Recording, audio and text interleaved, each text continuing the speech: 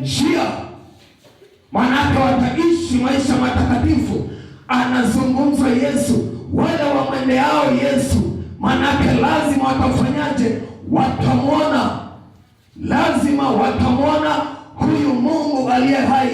Amina. Amen. Kwa hiyo manake unapotembea na Bwana, haijalisha kwamba wewe ukoje, haijalisha kwamba una degree, haijalisha kwamba sijui elimu yako ikoje, lakini unapomwendea huyu Bwana, manake unapotembea na Bwana hawezi akakuacha hata siku moja. Bwana Yesu asifiwe.